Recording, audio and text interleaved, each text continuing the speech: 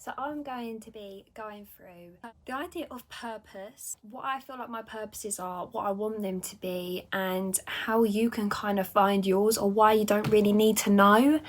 Because I feel like I'm a very deep thinker and I think about these things a lot. So I just wanted to make a video on it because I feel like these are deep things that people don't always talk about. Like, what is our purpose as people? How to deal with being alone, because sometimes if you don't have that support system around you, it kind of seems like, do I actually need a purpose? Do I have one? Am I useless? Am I not doing enough for people? That's why I'm alone. Like, no. And I'm gonna go through that now. I'm gonna be explaining how I felt the past week. I think of the deep stuff, like the past couple days it's been, what is my purpose? Do I even have a purpose? Am I serving a purpose to other people? Am I serving it to myself? Am I fulfilled with the purpose that I want to have or do have? My work ethic and my education. In terms of my A-levels, I have a huge passion for mental health. I just have like a massive need to go full circle and make people feel protected when I didn't. That's the basis and the like bottom line of what I want my purpose to be outside personal. Like, it's a very personal thing, but this is like in terms of work. And I do psychology, sociology and law. So in sociology I learn things, in law you learn things, but psychology ultimately is my aim. I want to do open uni full-time and get a diploma in psychology. That is my passion, that is what I want to do, and I feel like the purpose of it is to give back to children. Give them I don't want people to just have their outlet. I want people to have a voice. I want people to feel heard. And as cringe as that fucking sounds, it's what I want. I'm a very complex person. I have not yet got therapy that's helped me, nor can people find therapy that's going to help me. So I understand that there's definitely going to be people out there that have a way more complex mental case than I do. And I don't say mental case to call people insane. I just say like people's mental stories and journeys that they've gone through. So ultimately my work ethic is quite strong because it's going to fulfill me personally and other people. Engage in like safeguarding with schools, just working with children in general, victim support. Victim support is up there number one. And I don't want to be a social worker. That's not like the kind of route I necessarily want to go down. In between like the police and the social workers and the law, you've got the person that kind of supports the family emotionally, feeling like I have that purpose in my lifestyle that I do for work because I want a rewarding job. This is like my rewarding hobby at the moment. My aim and my goal from doing YouTube, be a safe space. This is what I can do until I get into work.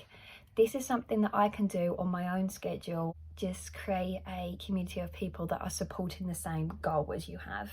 So that would be creating a safe area for people to feel safe and welcome and heard. So that's just what I want to do. And if people come on it just to listen to me talk about mental health or watch me go about my day, then that's really nice because I'll still feel purposeful in a way. Leading on to that, I want people to remember me as being honest, giving advice, being funny, being that supportive person. That's what I want people to know me as. I can be quite sarcastic. That's my way of coping with what I've been through. And I think people get comforted knowing that people have the same coping mechanisms as them, because I don't have any motivation to find a coping mechanism like physical one, like when people say go on a walk, listen to music.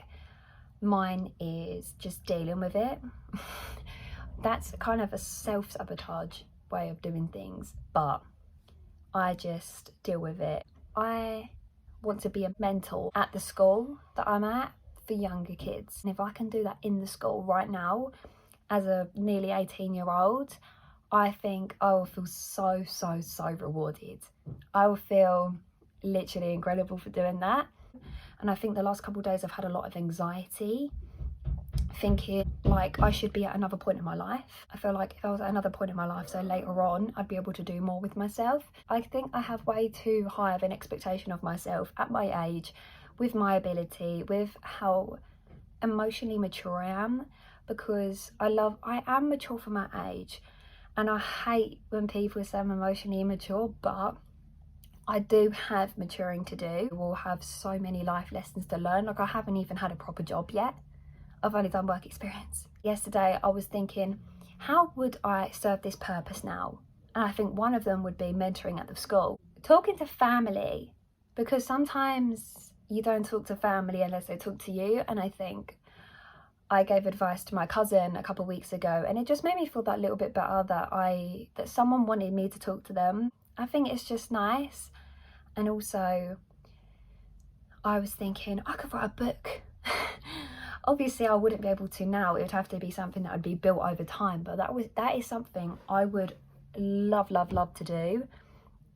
Just that advice and that help to someone else. I think I could offer things to people about mental health, especially PTSD. And as I say, like, there's no other words, PTSD is not talked about enough. It can come up in your everyday life and you might not even realise it. You might think that, yeah, I'm not affected by what happened to me, but you might meet a therapist or literally anyone in your life that will go, that's a link. That's a link to what happened to you. That's a link to this event. That's a link to that event. You won't realise these links to events that happened until you gain that awareness of yourself. I'm not saying you need to be like super aware, because I'm so aware of myself, more than I need to be at all. Like, too much, but it has helped to make links in my mental health to my everyday life. It's just, you need it really to carry on moving forward, and to move forward mentally, you kind of need to accept the past. I think I've accepted it, I've just not moved on yet. My opinion is very open. I can have a very strong opinion, but I will always listen to someone else and their opinion. I'm open to religion. Yeah, I'm not religious. I wish I was religious, because I love that community sense of having that support around you and having just something to rely on all the time. I've always relied on myself. They say that time is the biggest healer. I cannot preach enough. Time is the biggest healer. You will realise after that specific amount of time, or bit by bit, you'll realise, I don't think about this anymore. I don't have this habit. I don't feel like this as much anymore. Things will start piecing together. I would have so much pride in myself to be able to commit to a job like this. A job like victim support, a job like safeguarding, working with children. You don't need to feel like you have a specific purpose. You've been put on this planet, not by choice, but you didn't choose this, but you can make something out of what you are. You can write in a journal, and I know people go, oh, I can't do that. Don't make it a scheduled thing. Have a book out. You'll find yourself gravitating towards it when you feel like, you might even be in a mood that's like, I'm fine, and you might write in there, and once you start writing, you keep writing. Really little things that are like, you can get the motivation for, because it will reward you in the end, like food. But no, just having mini goals. When you set yourself such big goals, it feels so pressuring to achieve them, and you feel less motivated the bigger the goal. You don't need to know your specific purpose, but you can find something that will make you feel rewarded, make you feel proud, whether that's academic success, whether you want to go into work, education. There's open uni, which I'm going to do, which means you can do uni from home. You can do it from home. There's everything on there. You can, if you want to start a family, if you want to find someone, don't think that because you're on your own, you don't have a purpose. If you are by yourself or you feel alone, that increases your independence, increases your alone thinking. You can sit there and think, what do I want? Brainstorm it, mind map it. You can think, what do I want to do for myself and everyone else? There is nothing wrong with being by yourself and still setting goals for other people, even if you feel like you have no one in your personal circle. there will be someone out there that will appreciate what you're doing, that there's someone out there doing all of this and no one's realizing it, but we're proud of you. If you want to go on social media and just open up a new account and post things on there that other people can relate to. If you want to go onto YouTube channels, Instagram pages, and see someone struggling, and especially TikTok as well, put a comment. Just doing little comments and things like that will make you feel a lot more good in yourself, because you know that you've made someone else feel like a tiny bit better. And this doesn't obviously only apply to like mental health and stuff, but mental health is a huge, major thing now. Everyone on the planet can talk about their mental health now. It's not taboo. It shouldn't be taboo. If anyone is watching this and needs someone, I will leave my Instagram below if anyone needs to message me, because I would hate for people to sit there alone and not know if there's anyone out there that would support them. And with my mental health, I've just learned that I want to go full circle and I want to help other people.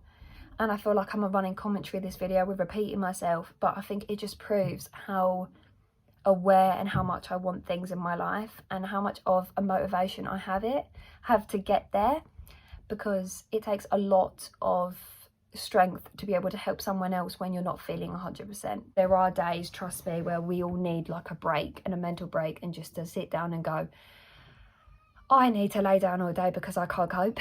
Have some hope in yourself that you will get better. If you're feeling down, there are always things that you can do to make someone else feel better, no matter how small or big it is. That's like my word vomit of what's been going on in my brain the last couple of days, because once I have a concept in my brain, it goes over and over and over. And I like this little sit down video because I've not done one in a while. Yeah, thank you for watching.